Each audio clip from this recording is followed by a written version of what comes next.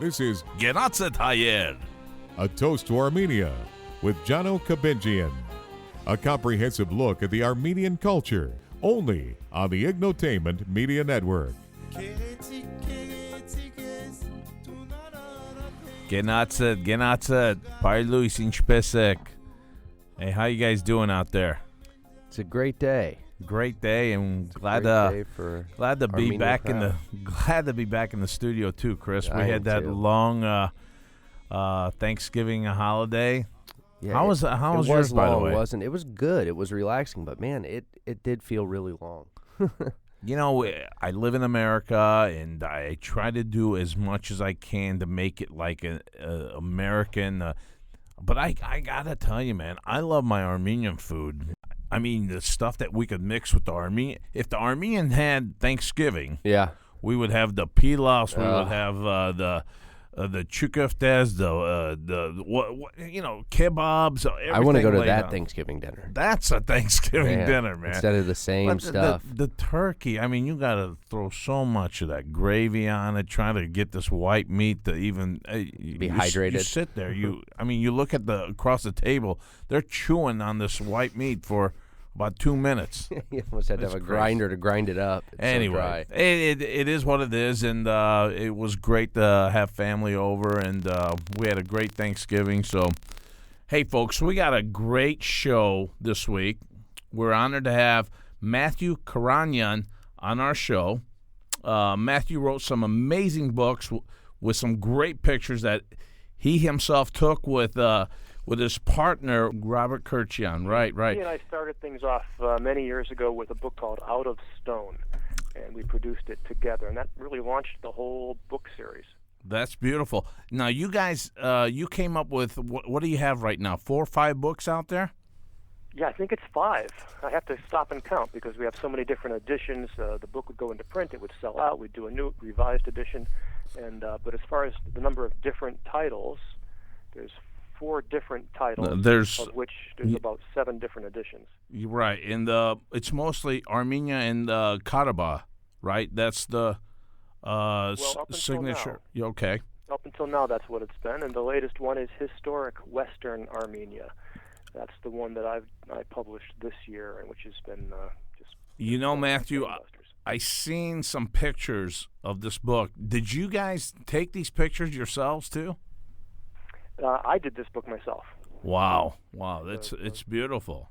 It's beautiful, and the front cover of it, that's outstanding. Where is that? That's the island of Gaduz, which is in northeastern Lake Van.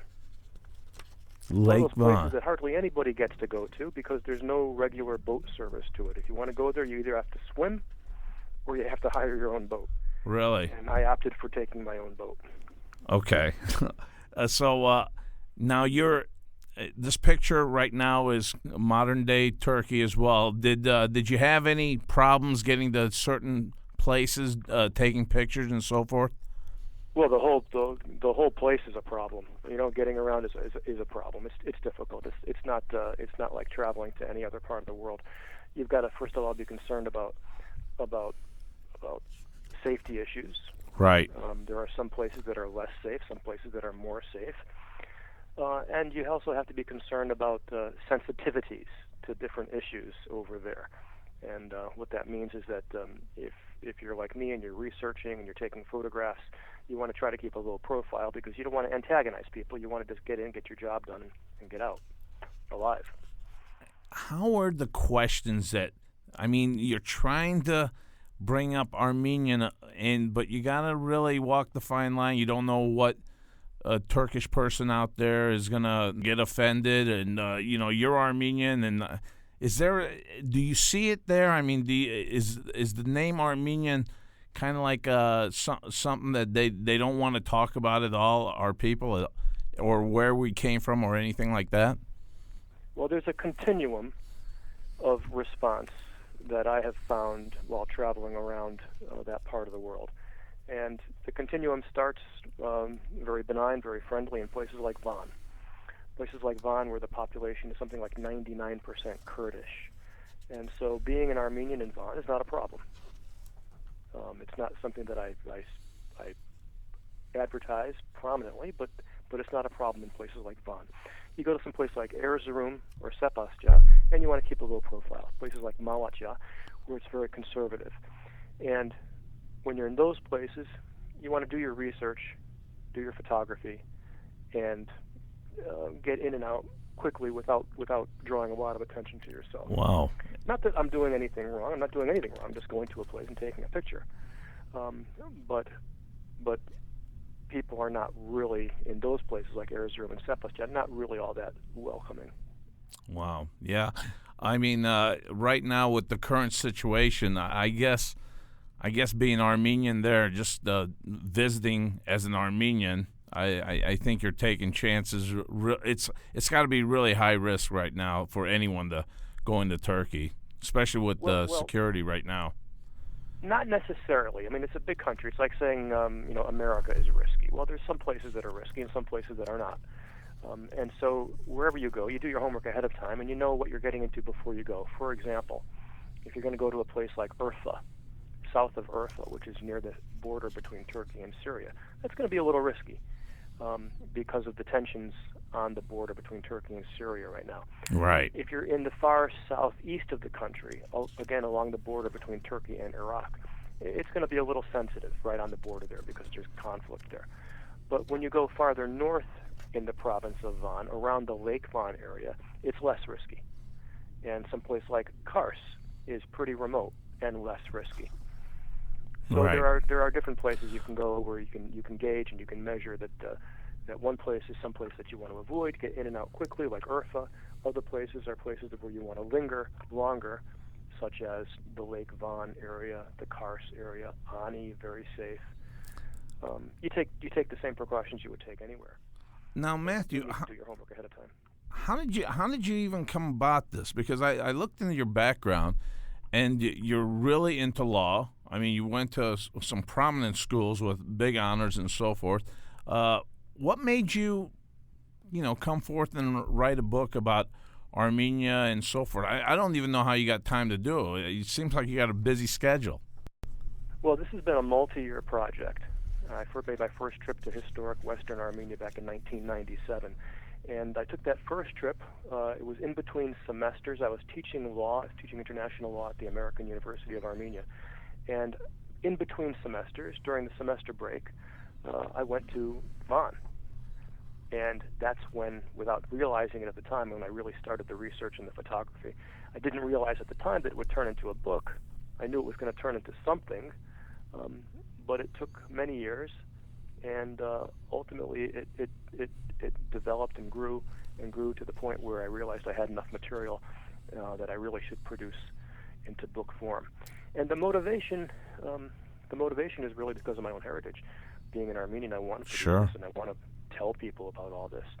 But it is a sacrifice because it takes so much time. And if you count up all the time that it took to produce my current book, Historic Armenia After 100 Years, you're looking at more than 15 years of work.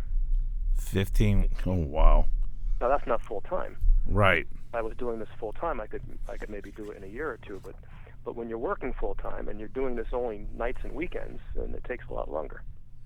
Now, what's the difference between your last books that you produced with Armenia and Karabakh and this one here? What do the readers? What do you have on the differential on these books for this new one coming out right now? My latest book, the current book, Historic Armenia After 100 Years, is unique. It's unlike anything that I've done before. This book is a history book and a historical guide to our homeland. It's not a travel guide. It's not the kind of place. This is not the kind of place where you can write a travel guide to. Most Armenians don't want to go there for any reason. And so what I've done is I've cataloged in encyclopedic format all of the sites that we Armenians still have in our homeland. What's still left? And my motivation for doing that was to create a snapshot in time and say, this is what we still have 100 years after the genocide. This is what's still left. We've lost almost everything, but there's still quite a bit that's still there that's worth preserving. And if we don't know about it, we can't possibly preserve it. And so I want everyone to know about what we still have so that we don't lose the little that we still have left. And No, that's beautiful. That truly is beautiful. On the cover of the book. That's someplace worth preserving and worth saving. And so that's one of the reasons I put that on the cover. I want everybody to see that. Nobody sees that. Nobody knows what that is. It's an unheard of place. But now You're right. Everyone's seen it. You're right. I mean, I looked at it. And I'm trying to put a grasp on that because I have not seen that picture, and it was like, wow, this is really cool. So where can they find this book? Where can they find this book? The book is available, first of all, online at historicarmeniabook.com. Historicarmeniabook.com is the online website dedicated to sales of the book. If you're in Los Angeles, you can buy it at Abril Bookstore, Sardarabad Bookstore. You can buy it at Distant Lands Bookstore in Pasadena. So it's in a few of the smaller. Is it on Amazon as well? Oh, it's on Amazon, of course, yeah. Okay, beautiful. It's one of the top sellers on Amazon. If you're Wow. on the Armenia list, go to Amazon.com, type in Armenia, and it'll come up within the top 2 or 3. Well, that's great. They're one of our sponsors too, so that's beautiful. So I would encourage listeners to go to Amazon.com and just type in the name Armenia Books, and it'll come right up. That's great. That's great. So what are you doing now too, Matthew? You got your book out. Are you going around the country or internationally promoting this book? Well, it's been a busy year. I've been in Canada and I've been all over the U.S. Promoting the book, and the response has been just tremendous. I had I was a little apprehensive before publishing. I wasn't sure that there would be a great reception to the book, and I was wrong. The reception has been fantastic. Everybody loves the book, and it's selling very well, and there's a lot of interest in it. And it's a kind of a pent-up interest because we haven't had anything like this for the past 100 years. And just to mention Kadoots again, I mean, there's an example of someplace that we didn't know, we Armenians, most of us, didn't even know existed. There was a period back in the 1950s when the Turkish government was tearing down our churches. They were bulldozing them. They were blowing them up. And we didn't know about it. We didn't know what we had. We didn't know what was going on. We weren't there. We didn't see it. We didn't know. But now we know. And Kadoots, the church that's on the cover of my book, cannot be blown up. It cannot be destroyed. We know about it. Well, I tell you what, I really think that's very important, and it's one of the most beautiful things I could think of as trying to still preserve something before, even if they do take everything down. I mean, you've caught a lot of this on book and picture and so forth. I think that this is the kind of stuff that I think that Armenian schools in America, I think maybe down the line they ought to look into investing this for kids as well in the class and just going over to, hey, this is where this was, this is where this. I mean, from what you're telling me, that's what we got in this book. Well, that's what I wrote it for. I wrote it for our young people so that we will understand that we still have a tremendous wealth, a tremendous cultural heritage in our homeland. And, you know, these crimes against culture, crimes against heritage, such as the bulldozing and the destroying and the bombing of our churches, that happens in the stealth of night. That happens when no one's watching. That happens when no one is aware and no one understands what we have. If we know what we have, it's like shining a bright floodlight on our heritage, and we cannot lose it. We cannot have it destroyed if we're watching. So we need to be alert. We need to be vigilant. Oh, and that's beautiful. We may or we may not regain legal title to our churches, although groups are working to do that. But even if we don't regain title, at least let's keep them from coming down. Yeah, and to do that, we need to know what we have. You're so right, Matthew. That's you're hitting it right on the top right there, because you know what?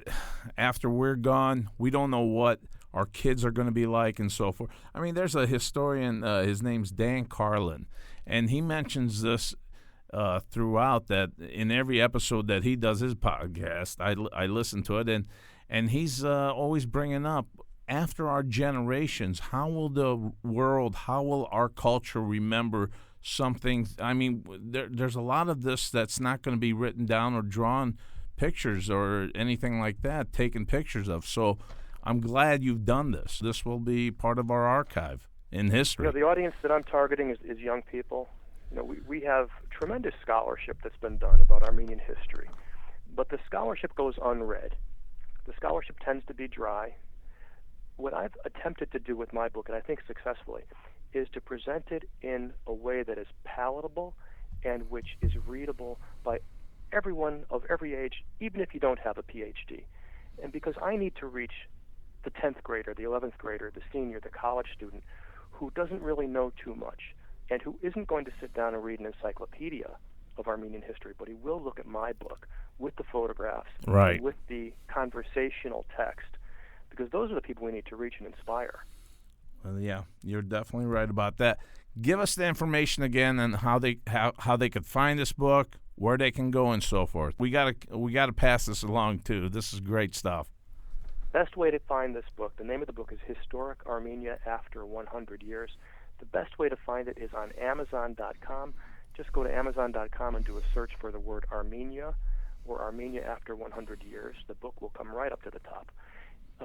Alternatively, if you're in the Los Angeles area, we've got a lot of bookstores here. Abril Bookstore and Sardarabad Bookstore, both in Glendale, carry the book. Distant Lands Bookstore in Pasadena sells the book. And of course, directly from the publisher, historicarmeniabook.com. That's beautiful. Well, Matthew, it's been great having you on our show, my friend. Feel free to come on anytime, and we will definitely get this book out on our site as well, and we'll give out as much information as we can. And what we'll do is we'll back up, and we'll get all the information, and we'll put it on our site as well at Toast to Armenia, and I'm sure our fans will want to check this book out too. So thank you very much, Matthew. Thank you. Matthew Karanian, my friends. You can't go wrong with that, Chris. I mean, honestly, that was a great interview. It was, and it's, the guy's a really Matthew's so interesting, guy. isn't he? Yeah, he's a well-spoken guy, and he's done a lot of work. You know what the good thing is? If you want to buy his awesome stuff, his book, hit our website first. Yeah. Hit the Amazon banner on the right-hand side of the website. Go to Amazon. Everybody wins. Buy his book. It helps us, helps Matthew. Yeah, he was giving an Amazon plug Yeah, there. I know, I know. It's beautiful. We all love Amazon. Yeah. And we also love Audible.com as well. Audibletrial.com/Armenia. Today's podcast is brought to you by Audible.com. Get a free audiobook, download, and 30-day free trial at www.audibletrial.com/Armenia, my friends. Over 180,000 titles to choose from your iPhone, Android, Kindle, and MP3 player. Also owned by Amazon. Audible.com is. Really? So, yeah. Well, there you go. All in the family here. All right, Chris, this show doesn't end on that. I've got 2 regulars now as well. Yeah, I love these parts. Oh, this is going to be beautiful. Chris, we've got Mariam, and I could have sure used Mariam for our Thanksgiving meal. We had that Armenian or that American spread out Mariam, and we needed some Armenian influence. That's for sure. We needed some Mariam influence in our holiday. Good morning, guys. Morning. Mariam with her site Cooking with My Armenian Family, and Mariam, tell us what you got this week. Well, it's actually something I have to say, I never cooked this one, but I love it. My son loves it, and I know you like it, Jono. Okay. Because you mentioned it last time. I told her I like that. Okay. Way to keep that on the wraps there. Okay. And this is actually called, it has a quiet history behind this dish. It's harissa, and you called it judabush. I wasn't familiar with that. Yeah, so we call it traditionally, judabush. harissa is made with lamb, and judabush is made with chicken. Right. So now I know.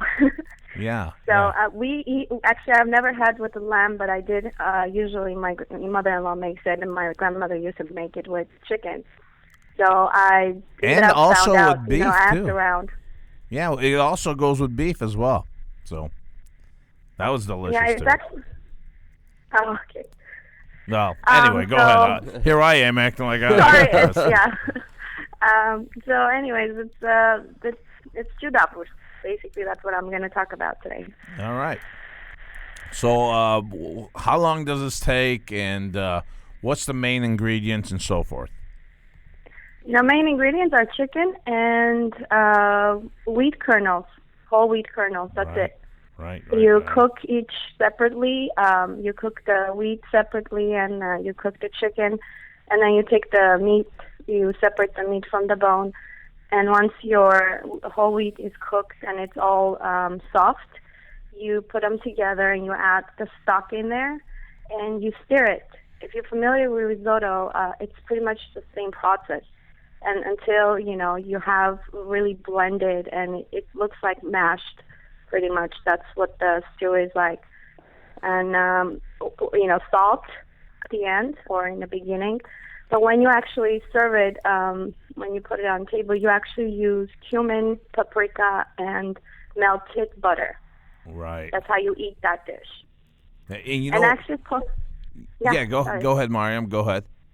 No, I was going to say that I posted this on my website on the page, Cooking with the Armenian Family, because it's not that easy to explain it, but once you read it and you see the steps, you'll see what I'm talking about. Chris, the best way to describe this, it's kind of like the American version, and this is very general of what I'm about to tell you. You've eaten grits, haven't you? Oh, absolutely. Well, this is like stew. It's like stew with strands of chicken and so forth. It's like all together. I love together. stew yeah, like and stuff, it's so not like red sauce or anything like that. It's kind of like a white kind of like a grits type of thing, but meat with it. It's fabulous. That sounds amazing. Yeah, I know I would like it. And Mariam, this doesn't just take like a couple. This takes a couple hours, doesn't it? Yeah, it does, because you have to pretty much blend it, like beat it basically with Right. a wooden spoon until it becomes like melted. But basically, the ingredient have to kind of melt into each other, and it looks like a chowder actually. Yeah. If you ever had a corn chowder or chicken chowder, but you shouldn't see any chunks of meat in there, or it's very smooth, and it's like John said, like grits. Yeah, it's definitely. I think the older Armenians that had probably lost a lot of teeth, ate jidabur, because jidabur is so friendly to the mouth. It's not you don't have to chew that much, is what I'm saying, and what's Mariam saying. But yeah, Mariam, that's great. So we'll get that out this weekend. Big food is jidabur, or what do you call it? It's herisa. Oh, there it is. Is that the Armenian name for it? Well, it's the same. Herisa is made with lamb, and it has a history which I posted again. Like I said, it's a dish of musalartis. But that's how that's traditionally made with lamb. But judabur is same thing, except it's with chicken, not lamb. And I'm used to the one that the judabur, which is with the chicken. All right, and that's what my grandmother made. And you guys can catch Mariam's book, Cooking with My Armenian Family, and she's also got her site. And what's your site again, Mariam? Cooking with My Armenian Family. Oh, that's pretty easy. Wonderful. All right, Mariam, that's great. And have a great weekend, and we'll catch up with you next week. You too, guys. Bye. Take care. Thanks, Mariam. Well, you know what, my friends? It doesn't end there, because now we got Ani Carla. Ani Carla, she's part of our show now, and she's got her own site as well, Energy Healing Armenia. It's just a cool site, Chris. Have you checked that out? Yeah, it's great. It's got a lot of really interesting stuff. And she's now on our show regular basis, and that's cool. Ani, what do you got going for us? How are you guys? Not bad at all. What's going on? Just really happy to be on the show, and it's great that I'm sharing my tips, and I'm actually inspired to find more and more and more and have it shared on the show so everyone can hear it. Oh, that is excellent. Great. That is Yeah. excellent. Hey, Ani, what do you got going for us? What can people, I guess, get energized, or what's I our thing wanted for to this week? Talk about today, about kind of something very hard to do, but it's very simple. and it's about decluttering space. Mm-hmm. And when I talk about space, I mean actual space. It could be a home, it could be an office, it could be the car, it could be anywhere that you're present in, mostly. And the reason I want to get into it, and I'll kind of bridge it with another concept later, about the space in your mind and decluttering the mind. But we can start off by decluttering the space because it's very hard to just imagine you thinking about absolutely nothing, right? I do that frequently. But we're always thinking about something, right? And it's hard to think about absolutely nothing for a lot of people.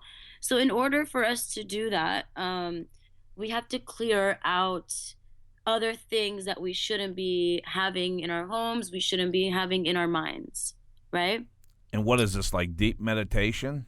And hopefully that's the goal, but it's baby steps, honestly. And I kind of want to talk about how everything has energy, everything, whether it's, your shoes to a light bulb to everything, right? Mm-hmm. So sometimes we hold on to things and we're attached. But if you're not using it and if it has no real kind of purpose for you, just I'm talking about like spring cleaning type of things, like let it go, right?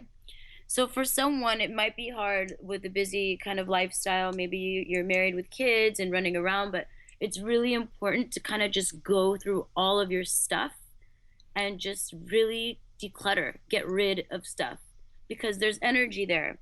And how do you get rid of stuff? I mean, are you saying just get rid of it and just get rid of it? Yeah, you can donate. Donating is wonderful. Yeah, I just went through exactly this, and it is unbelievable the impact that it has on your life. I think you're absolutely right. You guys serious yeah. on this? Oh, wow. Man, I went through and years of stuff that had just been, stacking up and compiling either in storage areas of my house or just in like the, the day-to-day areas, and to get through some of that stuff. I mean, there was so much there that I didn't ever need in the first place that I don't need now, and having that out, like the spiritual, I think, impact that it even has on you is dramatic. You feel much lighter, right? Yeah, absolutely. It does affect. And you want to make room for fresh, new, vibrant energy, especially in your home. This could be my problem. Yeah, it might be. Go ahead, Ani. Yeah, no, it really, it's really hard to do for a lot of people, but once you do it, it feels amazing. And I kind of have a rule, like, if I haven't worn, like, this in a year, it's out, And I kind of want to relate it to kind of a serious situation. So, as you guys know, there's a lot of Syrian refugees all over the world right now. And in Armenia, particularly, there's many Syrian Armenian refugees living in Armenia. We have about like 12,000, I believe. Right. And a lot of them had a really good life in Syria, actually. They had pretty innocent like life, hardworking, and they would hang out in cafes and do fun stuff. But now that everything's kind of a mess, a lot of people are still holding on to that hope of, when it gets better, I'm going to go back and reclaim my stuff, Sure, yeah. So it's hard to readjust in a new life when you're thinking about your stuff, whether it was like a house you had, your car, whatever. But it's not fair to think that way because it's like you have to move forward because there's a possibility that they may never go back. No. You know what I mean? They have to let it go. Ani, I got this thing that I would like to bring up too. How about people that are trying to motivate themselves by having a shirt or a pants that they wore 2-3 years ago, and they're saying, you know what, I'd like to fit into that again, and I'm going to keep it in my closet. That's my goal. Or what do you think about that? I don't know. I think it's kind of pointless. I mean, look, if it works for that person, sure. But if it's just going to sit there, I'm going to fit into this again, I'm going to do that again. No, just get rid of it. Someone else needs it, Okay. And then when you look at it, it reminds you, I need to lose weight, and then it causes feelings of insecurity and this negativity, and that. So right? It kind of has a negative energy if you put it in that way, Wow. Yeah. Yeah. I got half my closet full of extra large, and I gotta. Well, I'm the saying, holidays are I'd love to coming wear up, that so again. I'm sure a lot of people would love it, Absolutely. Yep, Yeah. you're right. And I You're right. really like kind of Japanese style in their homes because like it's so there's almost nothing in there. Yeah. So simple and but Very minimalist. Yeah. very minimalist, yeah, and it feels good, like when you're in there. So I know culturally, like Western culture, like we're always trying to accumulate more stuff, but like we don't really need it. You know what I mean? A lot of stuff we get just to keep up with people that already have something like that. So yeah, I could see that too. Yeah. But the stuff that you do need to keep, you kind of want to. I want to talk about clearing your space mentally. So when you walk into the room, you kind of want to own the room, right? Sure. Make the room serve you, and clear it out of negative energy. Sometimes people don't mean to, but they have negative energy stuck in their aura. They come over, they complain it for like 2 hours, and they leave, and then you feel drained, right? Right. Even though they don't mean to, but sometimes it happens, right? So once they leave, you have to clear this space. Like, hey, like this is my space. It is full of positive energy. It is clear, and no other entity is invited unless I invite it. And even Well, that just makes saying sense. it out loud, you're doing it. Yeah, that does make sense. All right, so I guess this is with the physical spectrum of things, and it even involves around the emotional status of a person as well. Oh yeah, everything's connected. Our emotional, physical, and mental states are all connected all the time. I guess when the wife says throw it out and I'm hiding it somewhere so she doesn't find it, I guess time to throw it out. You can play that game. Exactly. Yeah. All right. Okay, Ani, anything else going on? Yeah. So basically, when you clear out stuff in your space, right? You can do the same thing with your mind. And it's hard to do, but it's actually simple. And once you do it, it becomes a practice, right? So imagine having no negative thoughts ever, right?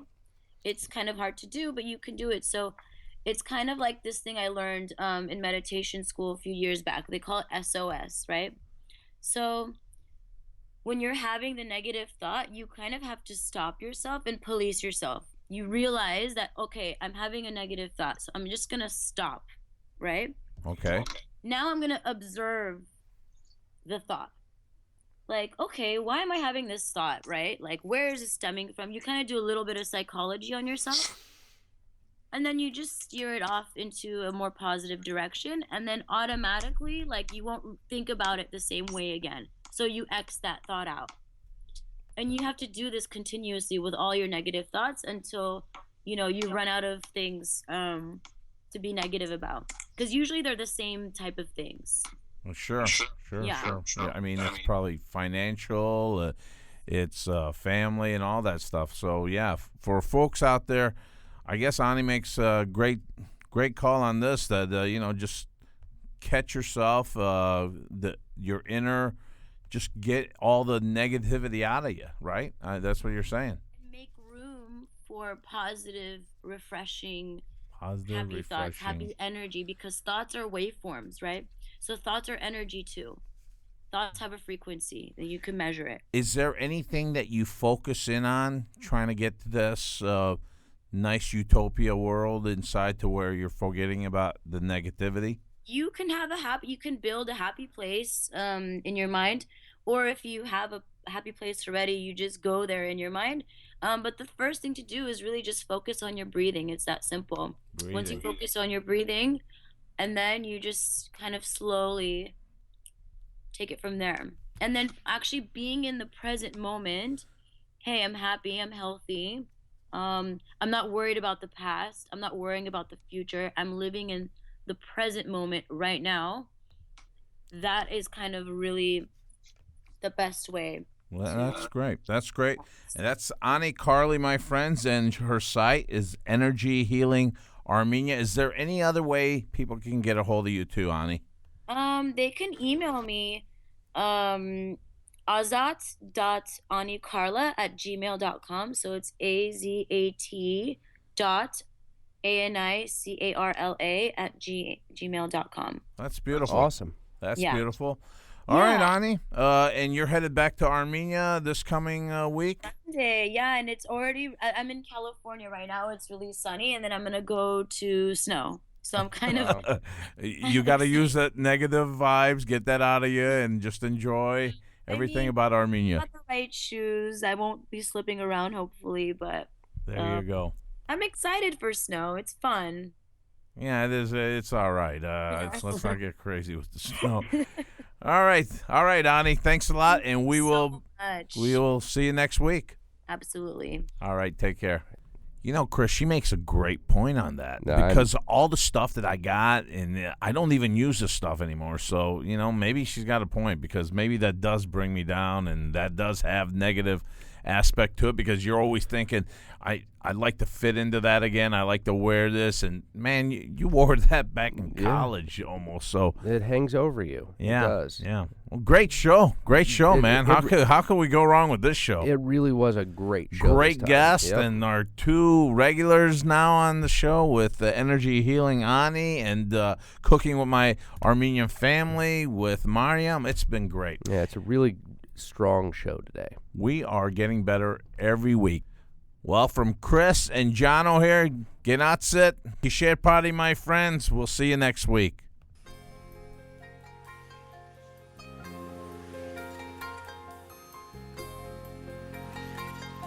Tune in next week for another episode of Genatsit Hayer.